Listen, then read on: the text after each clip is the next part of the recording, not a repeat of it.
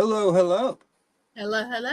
What's up, Yeah, Nathaniel? I don't know. The ads seemed a lot shorter than what they normally are. They kind of threw me off there for a second. I'm normally back here just kind of getting in my headspace, doing my little neck cracking, and I I wasn't am, expecting that. yep, I am adjusting the network intro because we have so many people now. To be real with you, it's pretty long, and I'm trying to adjust. Well, why is it not done yet? Well, because I have all these shows that I do, and I'm getting ready to go to Gettysburg. I know, I know. Are you excited? You know what? I went last year and I loved it. Got to meet some very cool people that I had not met in person. This year, I get to see some, get to meet some more. Honestly, we get to network and enjoy people, and I get to see like Ron Yacovetti. Love his I love presentation. Ron. Love it. Ron and Yes. Lourdes is two of my favorite people in the paranormal. Right. I got to spend some time with them on a project last year, the World Gate thing, in person, and we all were camping out and roughing it, and it was cool. But I love his presentation. That's one of them. Of course, there's others also. We got so many. But yes, we are leaving tomorrow. Still haven't packed. So with his Still have shows. With his presentation, not trying to take it away from our guest, which we'll get to that in a second. When you saw his presentation, did he do the digital seance experience? I have seen him do that twice. But when we were at the World Gate, he actually did it in real time while we were doing the project. And then a little bit afterwards, he did it like probably 15 minutes for me because I said, look, I've never got you to do it when we're not doing it for a class or something. And it was very interesting. Matter of fact, I've got to go through that footage because I still haven't gone through it. But it was very interesting. And I heard some things that I'm familiar with, like what I hear without equipment. And it confirmed everything. And it's awesome. It's awesome. I have never been to Gettysburg, so I'm super jealous that I'm not going to be able to be there this weekend, unfortunately. It's intense.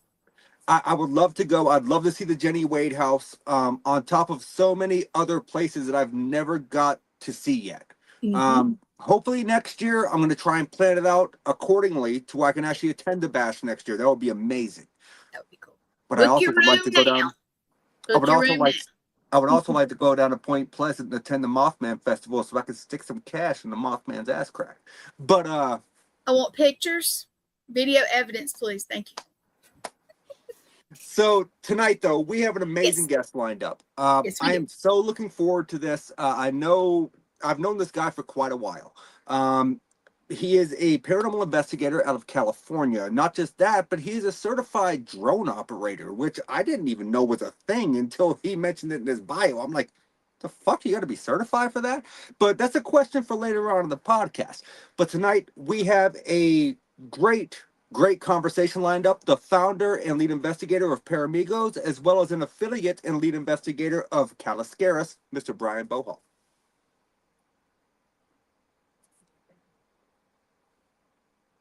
Did I freeze up? Am I frozen? I can't see anything. No one's moving. And I froze. Oh, you froze. I think I froze, but yeah, that's my internet is probably acting up. We probably have a storm coming, so sorry about that. That's fair, but let's go ahead and bring on Mr. Bryan Bohall. Hey, how we doing?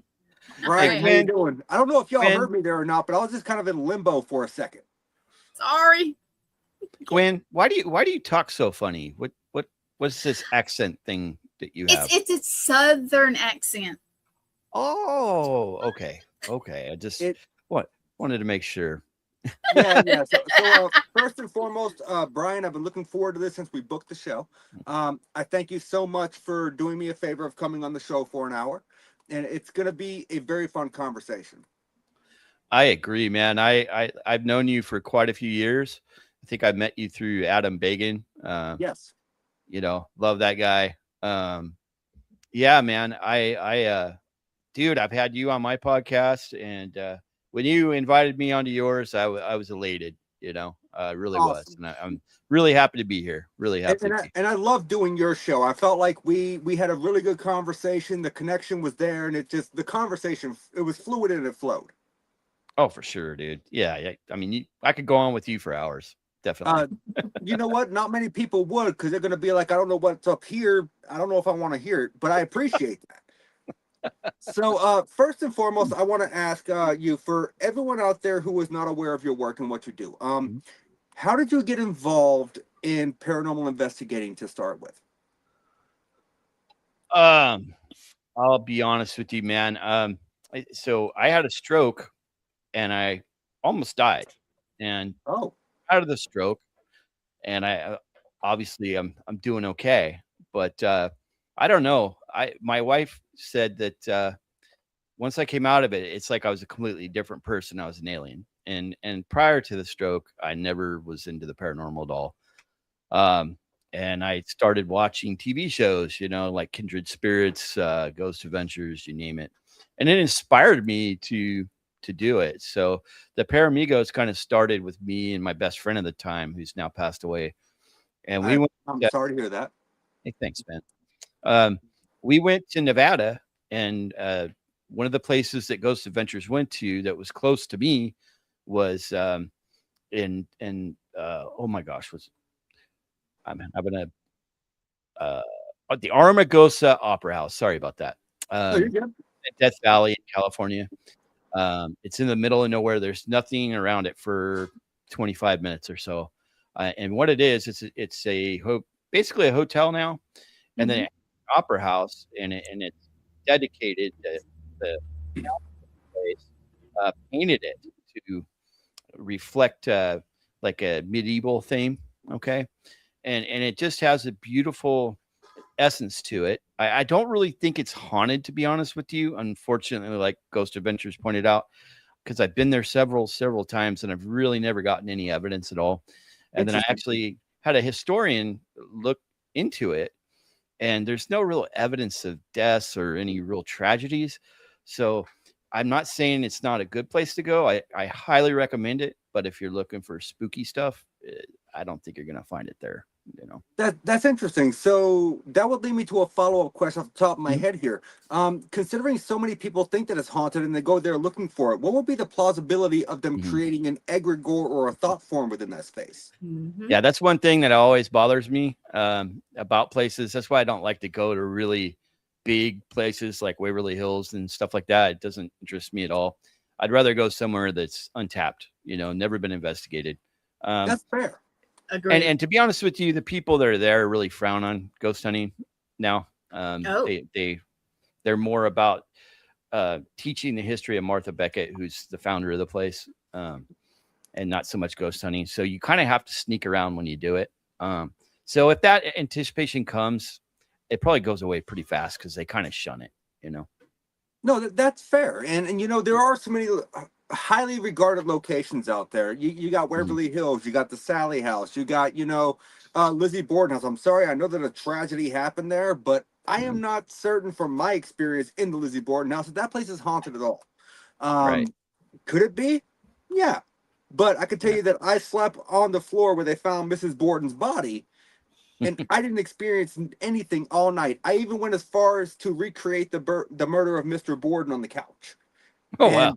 Nothing the whole night. It was the quietest night that I've had in my 20 years of investigating the paranormal.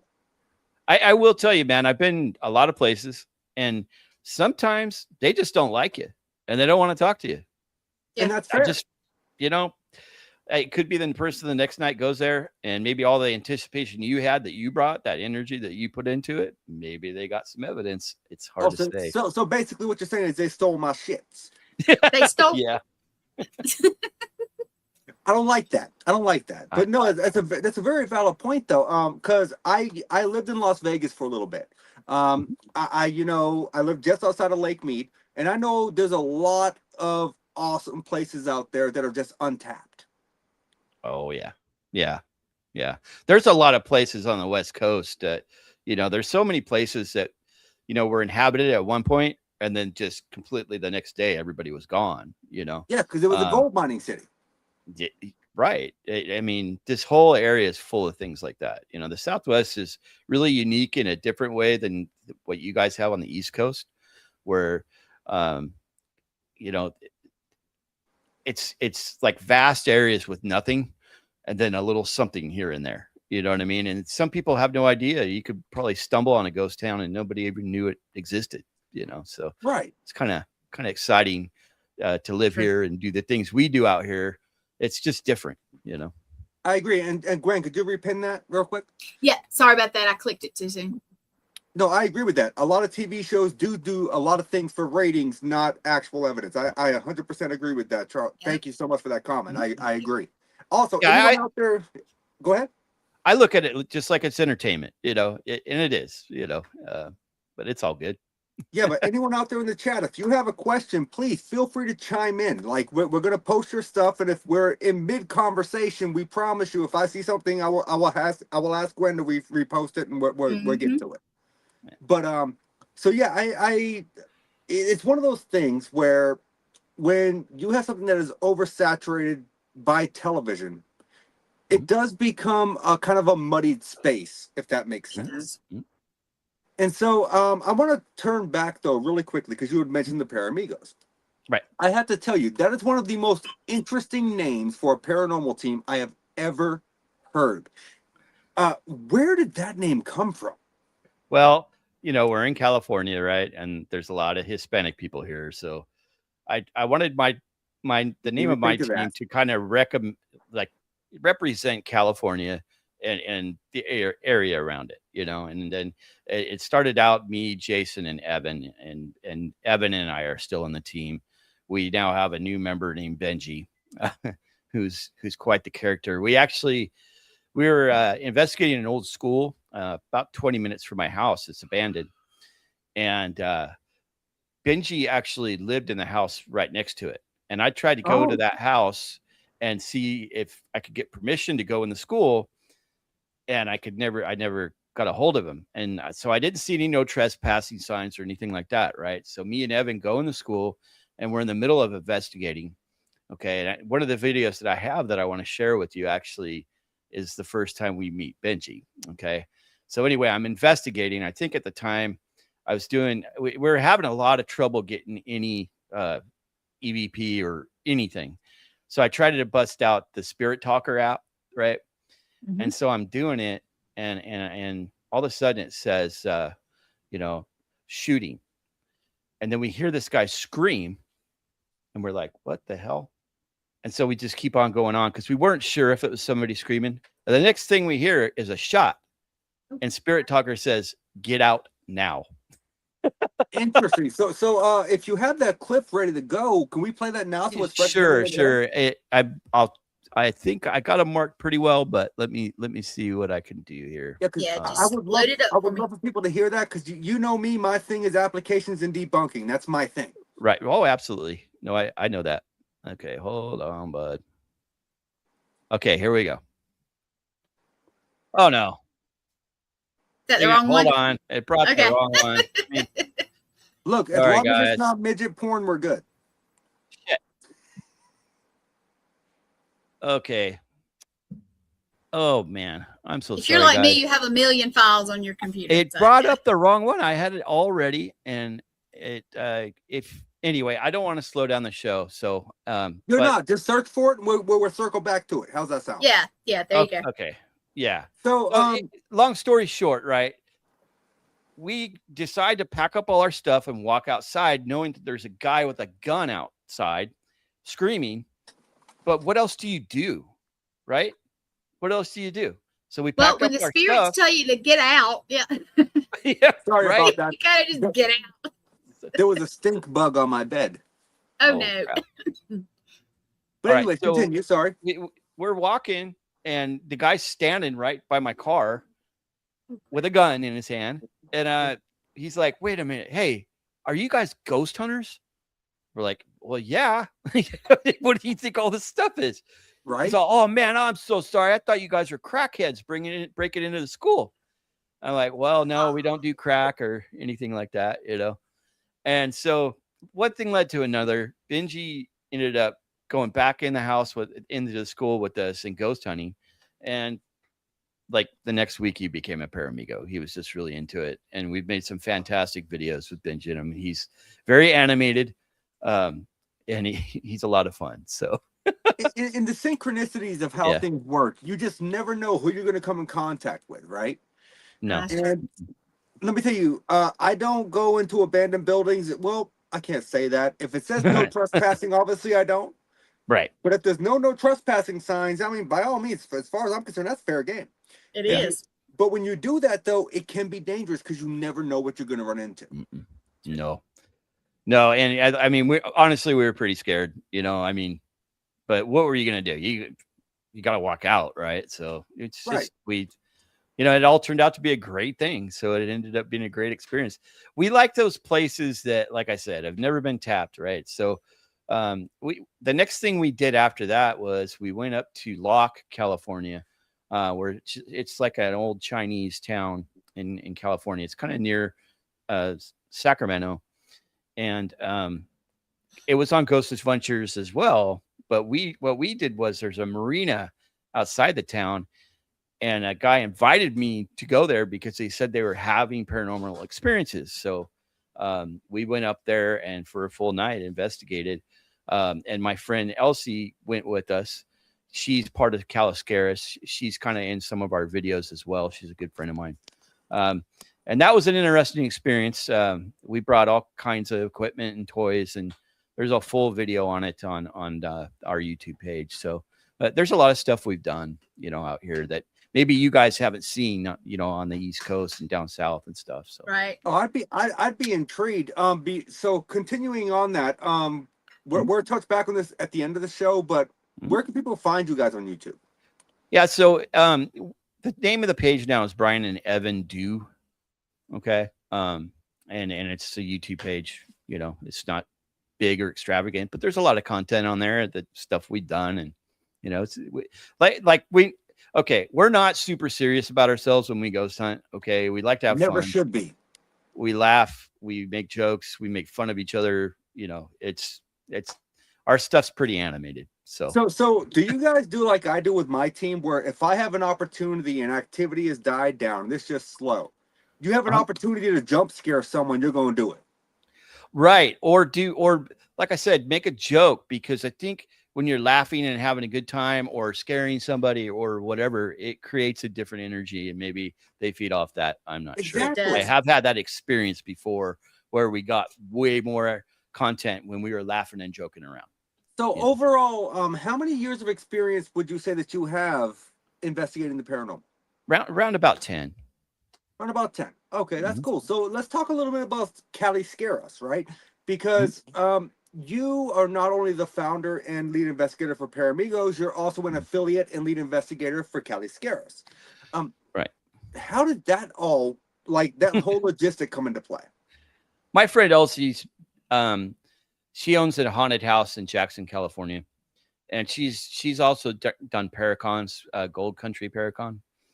But she's gotten involved with Caliscaris. Caliscaris is an event that happens once a year. It's like a weekend. It's kind of like a Paracon, but it's a horror con, more or less. Okay. They show horror movies. They make horror movies. People can submit horror movies.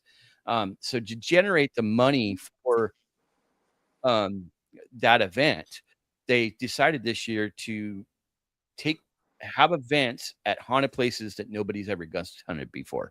And the cool thing was, Elsie and I get to ghost hunt at places that never been at, but we have to lead the groups. And so depending on the amount of people, sometimes we'll split the groups, and she does her stuff and I do mine. And Elsie's stuff is more like mediums and stuff like that, where mine is more equipment oriented. And so they get a different experience, you know, whoever they go with. And, you know, sometimes they switch it up, you know. But the cool thing is, it sounds like they've raised all the money they needed for the event this year. So it's been really successful. Good. That's awesome. And it's fun for me, because for me, it's not so much that I'm ghost hunting. It's like I'm teaching people how to use equipment the proper way. And that's what I really enjoy about it. And also working with my friend, you know. We get along pretty well, and we joke around and we make it fun, you know. And yeah, it's a great event, and it's pretty low cost. Like I think for, you know, an evening, it costs like $45, which is not too that's steep, not bad at all. That's nothing. Yeah. So, you know, but it's a good time, and I really enjoy it. It's actually, lately I haven't been ghost hunting. I've more or less been doing that once a month, and that's about it, you know. And I've been able to focus more like on I like filming and editing a lot, and that's kind of where my passions are. So Hello, Drew. So, so I was actually going to ask you about that because as the founder of two different teams and trying to balance that life work aspect, right? Mhm. I have a full-time job on top of the two teams. And I know you're married and I think you have 5 kids, correct? Yeah. And so how does one balance that to where you're not so busy that you can still spend the quality time with the family, but continue on with your passion and doing what you're doing? Well, you plan it out, you know. You plan out events. You just have a calendar out, and you be really committed to what you're doing and schedule it out, you know. Yeah, and let And me tell you, I am horrible at keeping a schedule. yeah. I actually have a podcast tomorrow that I completely freaking forgot about until the guy sent me the promo video yesterday. Nathaniel. Oh. I'm Uh-oh. like, why was that not on my calendar? Yeah. How much whiskey did I have that night? But either way, it's going to be a fun show. I've been on this guy's show twice already, so it's going to be a fun show. I'm looking forward to it. Yeah. So being in California, though, I mean, you guys have no shortage of haunted places. No, I mean, just within 20 minutes of me. I mean, really and truly, any place can be haunted, right? Yes. I mean, but as far as finding a place where you're gonna maybe get, you know, stuff like EVP, etc. I mean, there's at least 2 places within 20 minutes of me where I can go and do that. Yeah, because there's so many people out there that investigate the paranormal, and they don't realize how many haunted places California actually has. I mean, Right. some of the more notable, We don't even have a freaking Paracon out here. I mean, what the hell? You know, yeah, we should. You should. We're trying to change it. Absolutely. Elsie and I are trying to change that. We're working on it, but it's a lot of work. So I mean, because when you look at it real, like logistically, you guys have Alcatraz Island in San Fran, right? You have the Hollywood Roosevelt in LA, which that place I've heard is epic. I would love to visit there. I mean, you guys have the RMS Queen Mary that is moored over there in Long Beach. Like there's so many amazing haunted places in California. My question is how do people not realize the historical value and how many haunted places are in that area? Is it just not pushed out to the media or what? Because you guys have the Whaley House. I forgot about the Whaley House. There's also what the slave ship. It's I think it's in Long Beach. Yes. Something Star or something like that. Yeah, dude. I don't know what it is, man. We get California. I even when I worked in the corporate world, we kind of get the shit in the stick. I think, you know, everybody thinks they're better than us. I don't know if it's because we wake up later than everybody else.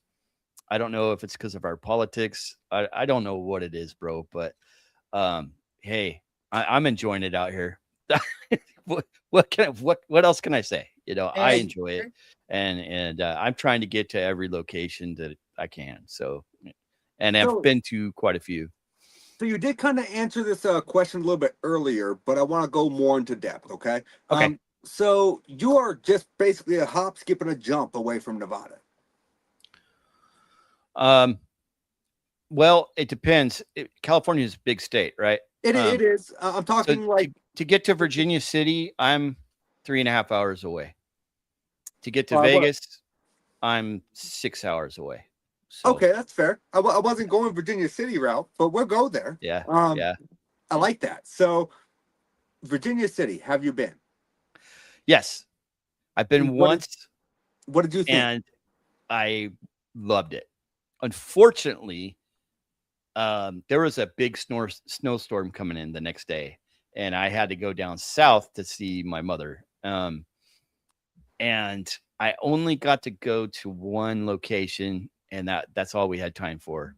I can tell you that there's an energy there that is insane. As soon as you drive in the town, it's like you turn a corner and you see the town, and it's like you go back in time. It's the movies and stuff that they've made of it don't do it justice on the place and how special it is. And I've been trying to get back there ever since, and I just haven't had the opportunity. I just don't have the time. But I highly recommend anybody. They do have a couple Paracons there. Anybody, if you can get the chance to go there, I highly recommend it. No, But I definitely, if I'm ever back in that area, I will. And also, I just seen Morgan chimed in, so y'all, we need to quit talking shit about her. Uh, love you, Morgan. Don't hurt me. But no, so being there, so close. Have you ever been? Actually, I know it's not so close. I say so close because you look at a map and it looks so close, but we both know it's not. Have you ever been to Roswell? no. But that, I love the story there. But no, I've never made it there, man. That would be a pretty long trek for me to get to. I want to say that's about a full day's drive for me. Yeah. okay, yeah. Yeah. That realistically, it might not be worth it for what you're gonna see. You know what I'm saying? It's still, I love stuff like that, man. So I plan on doing it one day, but I have not done it yet. See, for me, when I travel those kind of distances, for me, it's just getting a picture in front of the sign that says "Welcome to Roswell" or something. It's like you have that memento. Right. And So a lot of people Nathaniel, might, you have an experience there you would like to tell us about, right? where Didn't you have an experience at Rodwell? I have never been to Roswell. I have seen the gates of Area 51. Oh, that's the Yeah, one. me too. Sorry. Me too. bad. Yeah. Have you? And and I can promise you, if you get too close, there are armed guards that will absolutely escort you off said premises. Uh-huh. I wanted to go when they did the whole thing where they're gonna storm the Oh, gate. the Storm Area 51 thing? Yeah, but unfortunately my stepdad was like part of the security, and I was like, oh man, I can't do it. I can't do that to my dad. So I didn't go. That's And I fair. think there were like 20 people there when that whole thing was said and done. So it was like a nothing burger. So, but That's fair. And with California, you know, basically being on the offset, I think it's on the northern side of Oregon, right? Is that above you guys? Look, my geography's not mathing right okay. now. So it's like, okay. It's north of Las Vegas, but it's like northeast of Las Vegas, but it's quite a ways. You have to travel in the desert for quite a ways to get to those gates. Right. Yes, absolutely. Yeah. You do. Mm-hmm. Yeah. Absolutely. So I was a little bit closer because we were homeless when I was younger and we were living off of Lake Mead. So we weren't all that far away. Yeah. But it's still a trek. So Yeah. what are your thoughts, being the fact that you're in California, you're so close to Washington State, you're so close to Oregon, and they have such a high concentration of, I think it's Oregon, I don't know, my geography is not working right now, that they have a high concentration of Bigfoot sightings and such. What are your thoughts on cryptids? Love them, Dan. I think I've said this on so many podcasts, but I've had a brief experience. I don't know for sure if it was Bigfoot or a bear, to be honest with you, That's but fair. it Yeah. scared the hell out of me. I definitely believe they're real. I know they are. It just, there's too much vast land and wilderness to not have this stuff out there. There could even be dinosaurs, man, that just never died and found a way to breed. Who knows? But I totally believe in Bigfoot. Oh, Totally like believe in aliens. like the Macaulay Membe over there in the Amazon Congo. Right. Yeah, I'm not sure if I believe there's a sauropod existing there, but is it plausible? I mean, who knows? But so, Right. you said you had an experience that you're not sure if it was a bear or a Bigfoot. Would you mind talking about that? Even though you're not sure yet? Okay, so there's a place. It's about a 5,000 foot elevation. It's called Edison Lake. It's quite a ways drive from here. It's like 3 hours. And my dad was the kind of guy, when we go camping, he always wanted to go like in the middle of nowhere where nobody was. And I was like, man, I can't chase girls there. Why are you taking me there? You know? So anyway, we're sleeping by this creek, and we made a little fire. I mean, this was not a campsite. This was the wilderness. And the way the creek was, like on the other side of it was a really tall mountain. And when you get to that elevation, there's really not a whole lot of trees. It's pretty sparse. So you can pretty much see everything, you know, on the hill and stuff like that. But it was dark. And my dad lay down, he was snoring. He had a few beers, he was out. Okay. I hear this high pitch guttural scream, dude. And it literally it made me shake. I was shaking in my sleeping bag, right? And I'm like, what the hell was that? You know, and I've slept in the woods, I don't know, countless times with my dad. You know, we camped a lot when I was a kid. And I've seen bears, I've seen all kinds of stuff, but I've never heard a sound like that ever. So anyway, I just kind of blow it off, you know. Well, I hear it again, and it's closer. And now I start to get scared. And my dad gave me a buck knife, you know, one of those fold out buck knives. Yeah, like little flippers. So I popped that bad boy out of my pocket, and I'm like, well, if this is the way it's going to go, at least I'm going to go out fighting, right? Right. So I start hearing footsteps. Like something's traversing down the mountain, and I'm too damn scared to get out of my sack and look, right? And then I hear steps in the creek, and they're coming towards us. And I'm like, you got to be kidding me.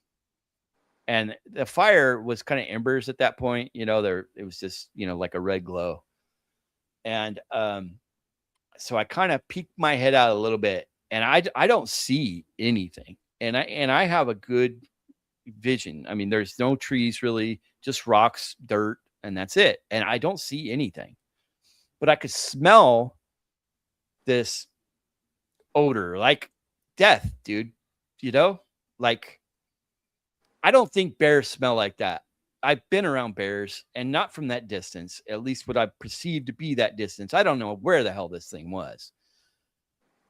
And then the smell went away, the sounds went away. It was just gone. Yeah, it was the strangest thing ever, dude. And it's weird how that works, because like you're basically describing what people would have as a skunk ape experience in Florida. Mm-hmm. Yes. Where the smell is so rancid. Yeah. And the weird thing is not every Bigfoot experience will claim that they smell that. Yeah. And maybe they don't. Maybe Bigfoot actually does bathe and you just happen to catch one on a bad day. You know, I mean, if he eats fish and stuff, I mean, I guess he'd be pretty clean. That's what I experienced, man. I mean, it was a long time ago, but that's what I experienced. Most and even then, I was into sci-fi, but I wasn't in the paranormal. I didn't believe in Bigfoot. But, right. But still, it's a really cool experience to hear about, because you're describing something in a completely different region of the U.S. compared to what you would experience down in Florida. Yeah. And when you go through a majority of Bigfoot sighting, oh, that's a long comment. Hang on. Yeah, he was telling. Anyway, go ahead, Nathaniel. No, it's fine. I'm just reading. Yeah, go ahead. So it says, I'm just a novice at this, but on a couple of paranormal investigations, and I got started with being interested when I was younger.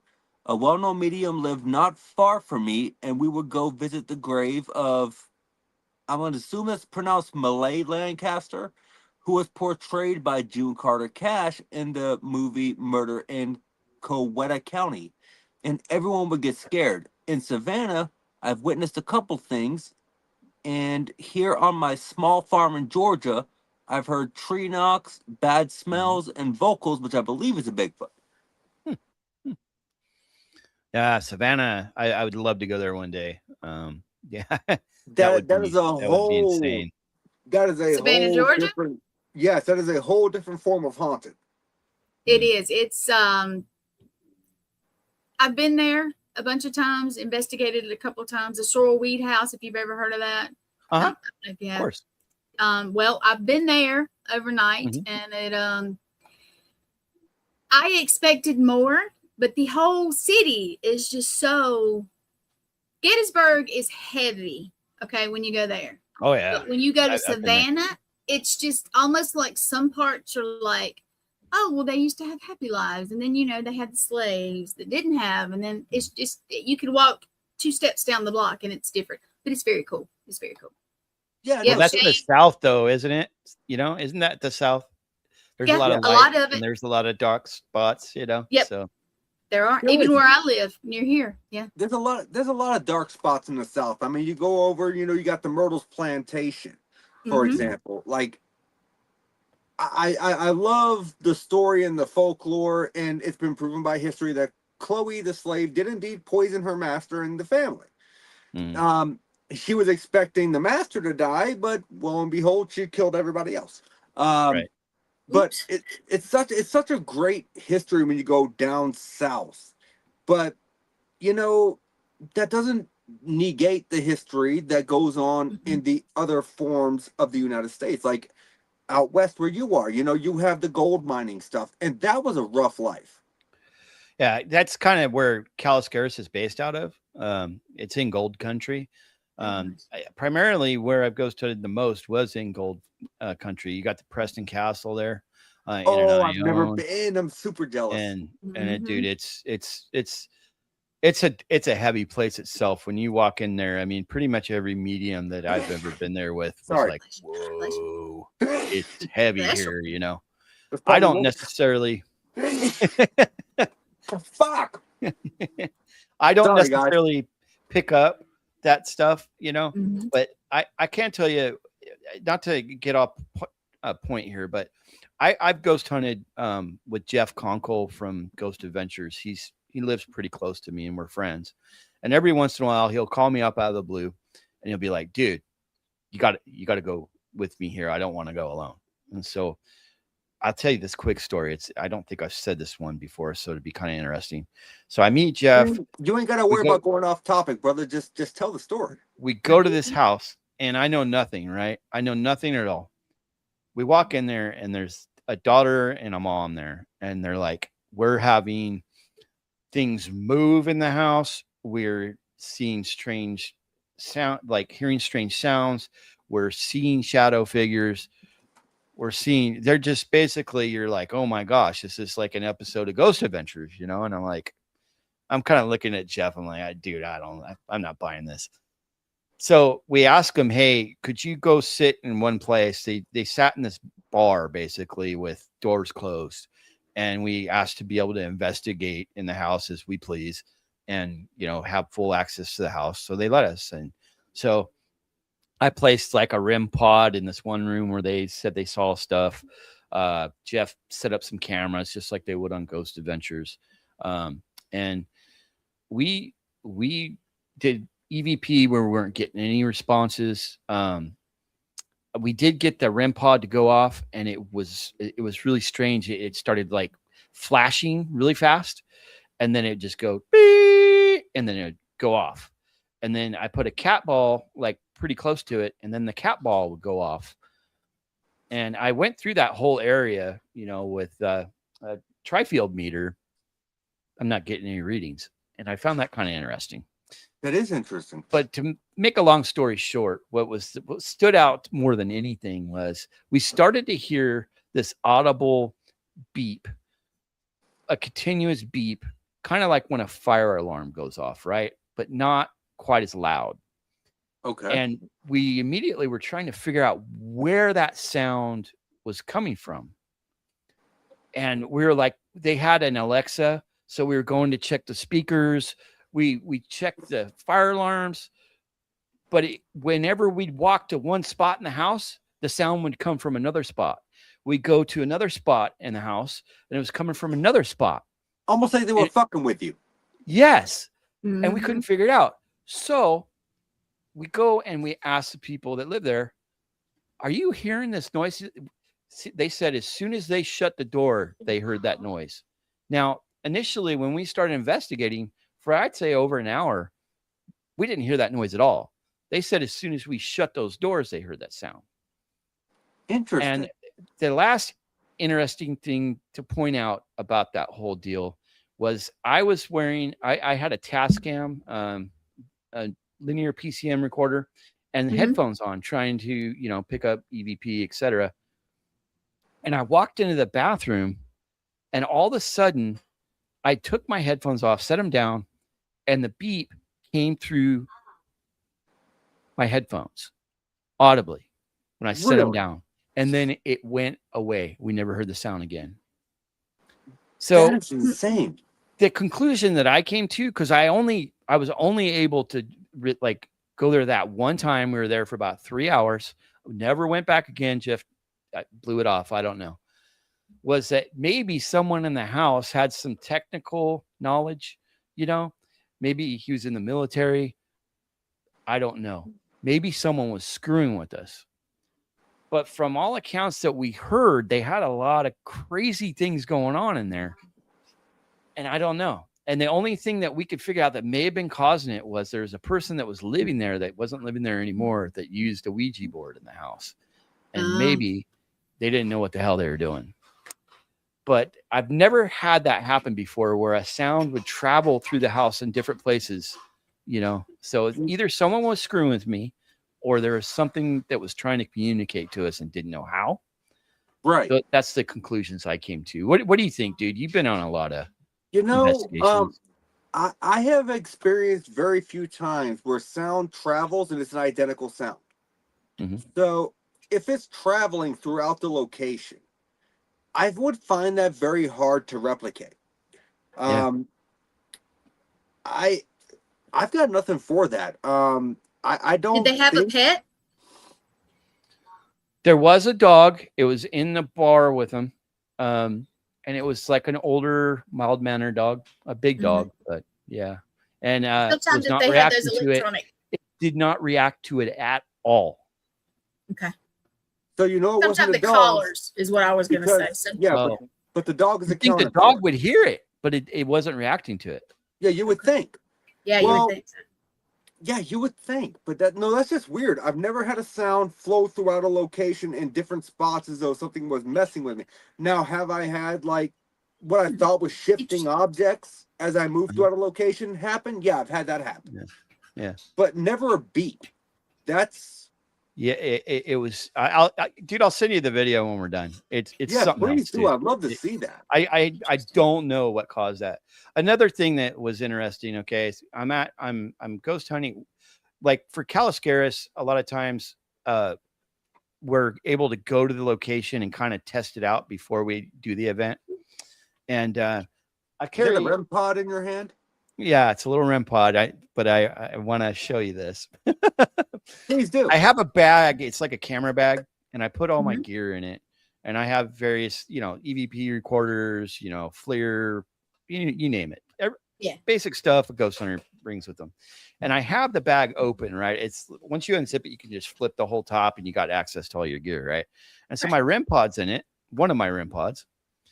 And I don't know if you guys are gonna be able to hear this, but you'll be able to see the switch here. You can see that switch, right? Yep. Right. It makes the clicking noise when you turn it, right? And so I'm going to do it now. Hopefully you can hear it. I don't know you can hear that. Yeah. Okay. Yeah. Okay. So I'm sitting and I'm not even an arm's length from my bag. I'm further away.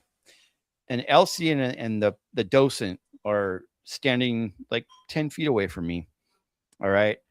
And we weren't running any cameras, and I want to shoot myself for this, but we all hear an audible boop, and my REM pod goes off. And it's like I said, I'm 7 feet away from it. There's no way I could have turned it on, and all three of us heard it click and turn on and go off. That's crazy. That is absolutely crazy. Let's see. Let me show you one video real quick, guys. I just want to show you because these are fun videos. Okay. And make sure I get it right this time here. Even if you don't, you can tell a story. It's fun. Oh, he'll get it right. He's a professional. He got this. It better come up right. Why is it doing that? Here it is. Okay. All right. You ready? I'm ready. The night. Are you seeing that? I didn't get. You are? You can see it? Yep. Okay. All right. On video because right at the start of this recording, I realized that my IR light went out. They usually last about 3 hours. This one only lasted about an hour. And of course, I forgot to bring one with me. And so the beginning of the EVP, or, this recording, you hear me say, oh shit, or something like that. And then that's when I realized I don't have IR anymore and I can't film in the dark. And so I start doing something with the camera. I was going to hit record, but obviously that wasn't going to happen. And behind me, I heard this voice. At the time, it sounded like a voice. In the recording, it came out different, but it was directly right behind me, and it scared the hell out of me. So I'll just go ahead and play it. Oh, fuck. Right here. The fuck? Is that you guys? And then there was another noise more towards the door. And you notice here and here are where those sounds are. You can hear me talking. You can see the sound, the waves, and it's not me making that noise. Okay. So Interesting. this is the IR light I use. Okay. I now make sure no matter what, I bring at least 2 of them with me. I have like 4 or 5. As you should. Dude, I have made that mistake myself. Trust me, I fully understand it. when I film, I have like a lavalier mic. Okay. And so I recorded that with the lavalier mic. I wasn't recording with the camera at all. And dude, I'm standing there, and I mean, right behind my ear, I heard like it was trying to scare me. And it did. It scared the hell out of me. Now, I brought my son and his friend, but they were like way on the other side of the building, just sitting BSing. There's no way they could have done it. No. And then the same sound traveled within 10 seconds outside 2 doors and made That's the same crazy. sound again. And I have no idea what that was. So we did bring, go ahead. No, you first. You're the guest. We did bring a medium with us one time to investigate there. And they kept on saying that there was a joker there, like a funny guy that likes to screw with people. So I assume that's what it was. And we have captured EVP with something that seemed like it was screwing with us before too. So that school is amazing. It's great for evidence and stuff. So Speaking of schools, I was recently at Broadhead Manor for the Broadhead Beer Brawl, and I've got a video that I definitely need to send you to get your opinion on. It's not visual, it's audio. Yeah. So I'll explain a brief synopsis, and then we'll get back to what we're talking about. So myself and Morgan were walking down the staircase. We're the only 2 in the building besides the owner, Bill. And there is this noise that sounds, I'm not going to tell you what it sounds like. I want your opinion. So for those of you out there watching, yeah, I'm not giving that up. So I always ask for opinions before I approve things as possible evidence.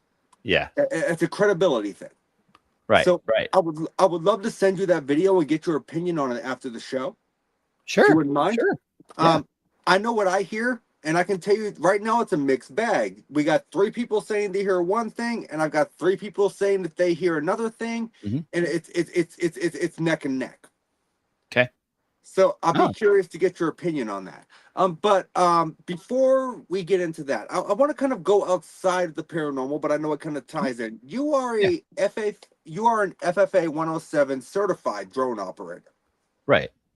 How in the world does one become a certified drone operator? Is it a requirement in the state of California to be able to operate a drone? No. So anything under a half a pound, you at least, and this is a federal law. It's not a state law. Anything under half a pound, you should be an FAA 107 pilot to fly it. You have to take a test and etc. So I know a lot of people are flying heavier drones, but they're not supposed to be doing that without an FAA license. I did not know that. Yeah. Now there are really, really good drones that are less than half a pound. And for work, I use drones every day. And the one that I use every day is less than half a pound. And I get great video with it. But yeah, so you better be careful, because once people catch on to that, they're, they'll come after you. So, yeah, Morgan, we didn't really go into the history too much. But sorry, that's my girlfriend. She's a medium. She doesn't like to know any history of any place because we practice every week. So, but no, like I didn't know there was a federal law that if it's over half a pound. Yeah. The guy to just talk to Benny Mavics are really good. The one I use daily is it's a Mini 5 Pro, something like that, and they're great. But But yeah, if you use anything over half a pound, you better get that license, because you could get fined pretty heavily if you don't have it. That's interesting. I can tell you that the one Did not time I know. operated a drone, it ended up in a tree. It's not for me. Yeah. The one nice thing about the bigger ones is they have a lot more sensors where you can't do that. Like my Pro though, it has those sensors, where you can avoid objects and things like that. So it's just how much you want to spend, And that guy there, he just said something very good. If you want to hunt for cryptids, drones with FLIR are the way to go. Okay. That's cool. So well, I can just tell you, I pay a lot of child support, so I'm not buying a drone with FLIR. Yeah, I understand. Yeah, but so it's one of those things where, like, when I operate the controls, it's almost like an old school video game where you had to press down to jump and up to duck. Like, everything's reversed. Yeah. Dude, I have countless flight hours because of work. So, I mean, dude, I can literally fly them anywhere, man. I've literally flew them through windows to look in locations where they wouldn't let me in to I would love that. Yeah. Yeah. So is it just a form of, is it just practice to get used to it? Like, because I've always been one of those guys, like, when I worked heavy construction, I could pick up a piece of equipment, never done it before, and I've always been good with that kind of stuff. So for me, it's kind of natural. But I think the more practice you get, the more confidence you get. And yeah, I've crashed them. I mean, but it's because I was doing stupid crap, But yeah, well, man, it's. I was doing stupid crap, not knowing I was doing stupid crap. I'm just, hey, I'm like, I've got this app on my phone. I'm like, hey, I think this would look cool, because I got my phone hooked up to the drone. I'm watching the video. I'm like, hey, I think this would look cool. And well, I hit the wrong button. The next thing I know, straight down to the ground. Oh, no. Yeah, so, that sucks when that happens. Maybe it's just operator error on that point. It's not practice, it's just operator error. What I was going to say, if you're going to do something like that, I'd definitely try and get a higher end one. You're paying more, but then you have the obstacle avoidance features in the drone. That's and fair. It'll just sit there. It's not perfect, okay? Like, it can still hit power lines and things like that, but just be careful, and it's a little bit power better. Lines. It'll be fine. Yeah. So with being this certified drone operator, I assume this comes into play with your paranormal investigating as far as being an amateur filmographer. Yeah, it's more, like in my videos, you'll see drone footage of the locations and things like that. But as far as ghost hunting, I don't use the drones for it at all. It's more, just making my videos a little bit more obtuse, so to say. Okay, that's what I was meaning. I'm sorry if I worded that incorrectly. As far as the aerial shots to add depth. Yeah. So like when we went to Locke, this marina that we went to is massive. It's like the length of 4 football fields. So I start the video out showing you how big the thing is. It just gives you an extra layer to understand the location. Interesting. Yeah. So being a videographer, like, is there any advice you can give to anybody out there watching that would like to kind of go into filming their own stuff?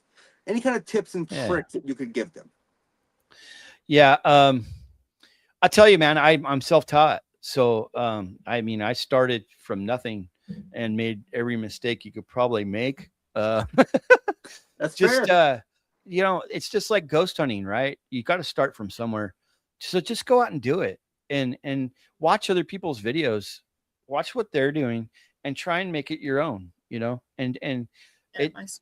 Dude, these cameras and stuff, they're not cheap, bro. They're not. But have a passion for it, and bit by bit, as you develop your skills, you can get more stuff, and just get better and better. My first couple of videos are not good at all, dude, but I got better at it, which brings up the one thing I wanted to promote on this.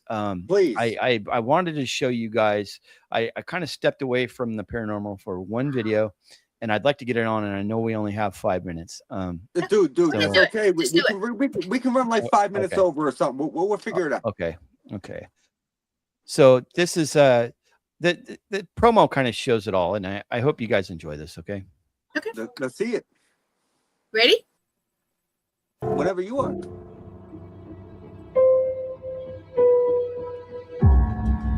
this gentleman's helping me look kind of through some extortion.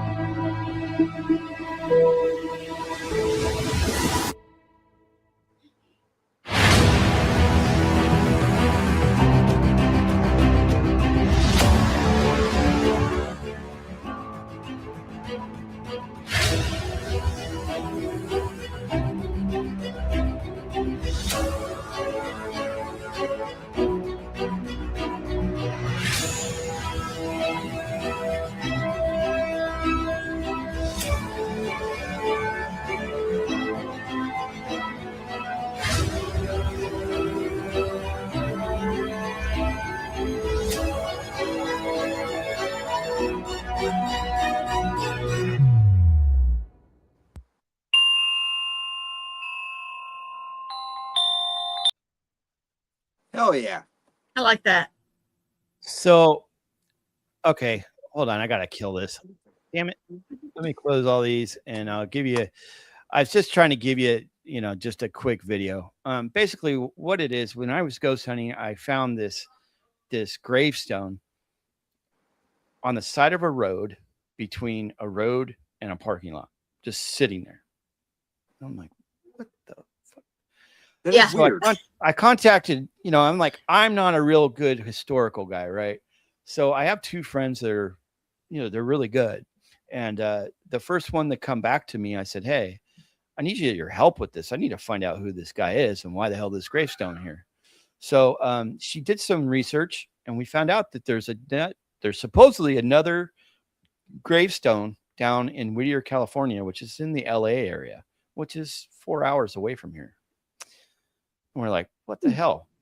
That's weird. So I decided, well, maybe the gravestone got stolen. I don't know. Wouldn't be the I first don't- time it's happened. No, Right. not at all. So I figured that my best bet was to go down to Whittier and try and find the gravestone. And let me tell you, where it's buried is a huge cemetery. It's the size of a large town. I'm not kidding. Oh, wow. It's massive, dude. And luckily the historian kind of pinpointed, so to say, where it was. But we looked for about, oh my God, we drove around that cemetery for 3 hours because we couldn't figure out the map. It didn't make any sense. But we finally figured it out. Then we went to look for the gravestone for about 3 hours. We couldn't find it. Luckily, somebody that worked there drove up and said, hey, do you need help? I was like, dude, yes, please. And it even took him about 30 minutes to try but we found him. There were two gravestones. He was buried right next to his wife.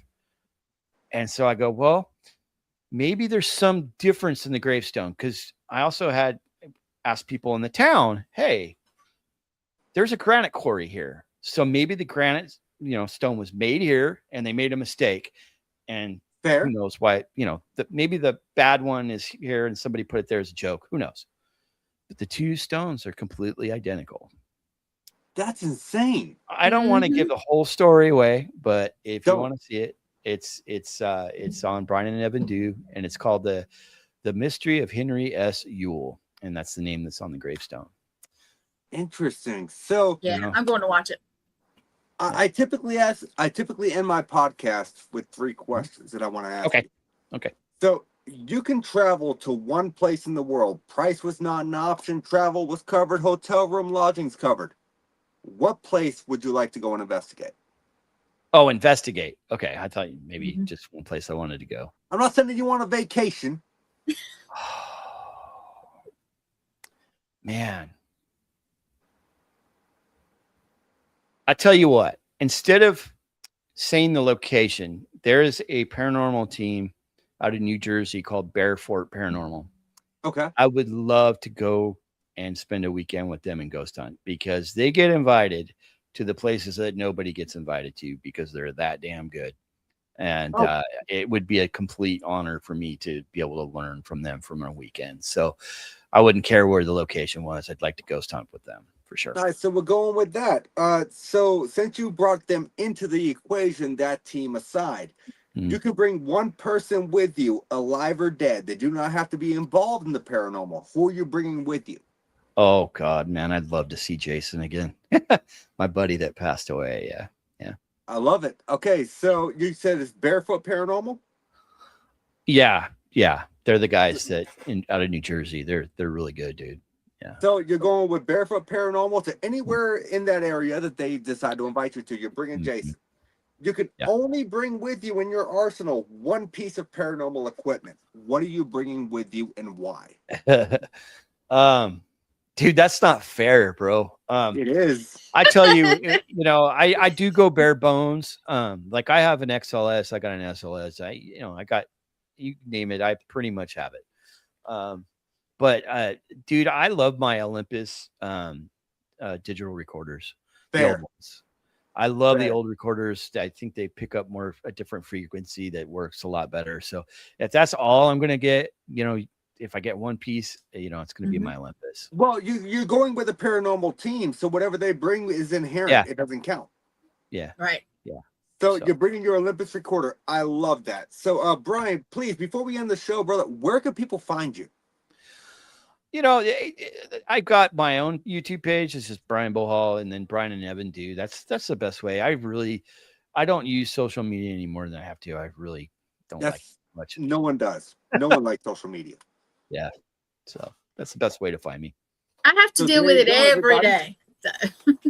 Well, Bryan, look, man, thank you so much. I know we went a little bit over an hour here, like about 2 minutes over, and I'm a time Nazi, so I do keep track of that.